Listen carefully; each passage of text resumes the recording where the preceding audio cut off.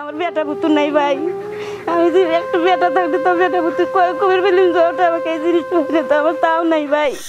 আমি এক রুমের ভিতর থাকি, নামাজ কালাম পড়ি, নামাজ পড়তে পারি না। সকালকে উঠায় বসা থেকে তারপর নামাজ পড়ি। আচ্ছা, তাইলে আকাশের যে লেদার শরীরের অবস্থা ভালো না, বেশ কয়েকজন ঘর চাইছে। আমার কাছে একটু ব্যবস্থা আছে, তোমরা এক কাজ করো, বাবুর সাথে করে নিয়ে তোমরা ধর 2-3 জায়গায় একটু ঘুরে প্রাথমিকভাবে ঘরের ফুটেজ টুটেজ নিয়ে আসো, তারপরে দেখি কি করা যায়। আর তোমরা তো সরজমিনে দেখবেই আসলে ঘরের কী অবস্থা, তাদের পারিবারিক কী অবস্থা, এগুলো দেখে একটা ভিডিও করে নিয়ে এসো। হ্যাঁ, তারপরে শুধু দাও। আচ্ছা যাও, হ্যাঁ ঘুরে আসো, ঘুরে এসে আমাকে ভিডিও দিবে, আমি দেখবো, তারপর দেখি কী করা যায়। আচ্ছা ঠিক আছে, যাও দেখে শুনে যাই। হ্যাঁ আচ্ছা ঠিক আছে।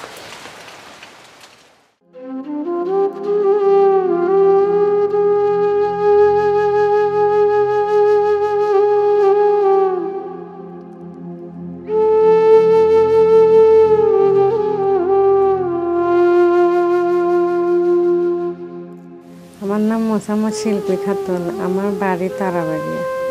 আমি মানিক ভাইয়ের কাছে একটা দাবি করছি ঘরের জন্য।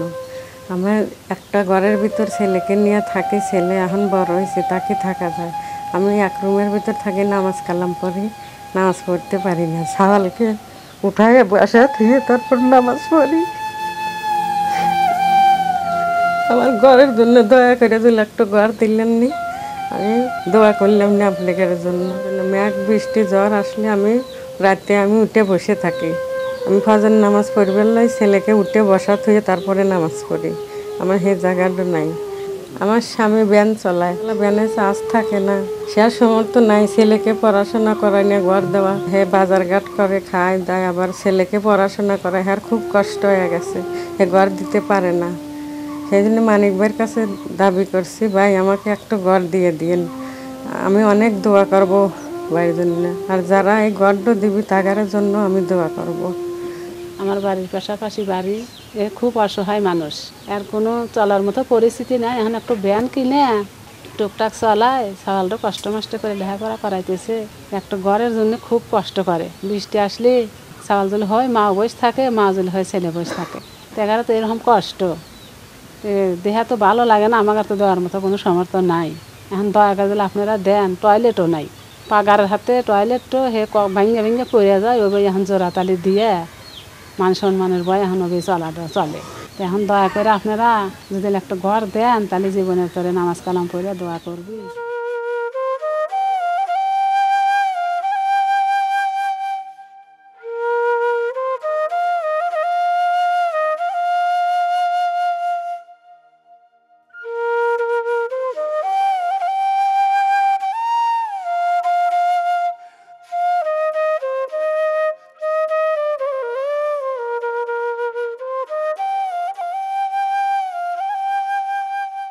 আসসালামু আলাইকুম। আমার এই ঘর ভেঙে গেছে, আমি অসুস্থ, ঘর দর রাখিবা পেতেছি না। আপনাদের কাছে আবেদন, আমার এই ঘর দুইটি দিয়ে দিলে মনের থেকে শান্তি পেলাম না। এই ভাঙা ঘরে শুবার পারি না, ঝড় বৃষ্টি বাদলে উঠে বসে থাকা লাগে, পানি পড়ে। কি যে অবস্থা, আমাকে যদি ঘর দিয়ে দিলেন নি ভাই, আমি ঘরের মধ্যে থাকতে পেলাম নি ভাই।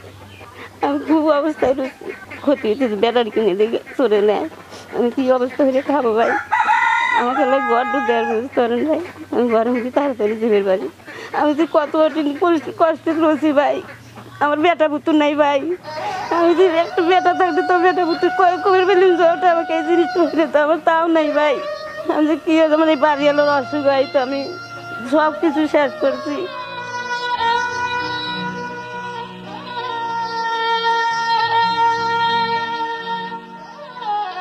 বাড়িতে মানুষ, আমি খুব গরিব মানুষ, অসহায় মানুষ, খুব কষ্টে থাকে। এখন ঘর দেওয়া না, ঘর পানি পরে থাকতে পারে না। তো দর্শক দেখলেন তো আজকের ছোট্ট একটি তদন্তের ভিডিও। আমার শরীর ভালো না এবং আকাশের অবস্থা ভালো না, যে কারণে আমি যেতে পারিনি, কিন্তু আমার এক্সপার্ট ক্যামেরাম্যানরা ঘরের ছবি তুলে এনেছি। ঝটপট এখন আপনাদের মতামত দিন যে কাউকে ঘর দেওয়া যায় কিনা এবং দিলে কাকে, বা দুজনকে আপনার পূর্ণ মতামত জানিয়ে দিন, তাহলে আমি আমার কাজ শুরু করতে পারি। এতক্ষণ সাথে থেকে এই ছোট্ট ভিডিওটি দেখার জন্য অনেক ভালোবাসা জানাচ্ছি। আল্লাহ হাফেজ।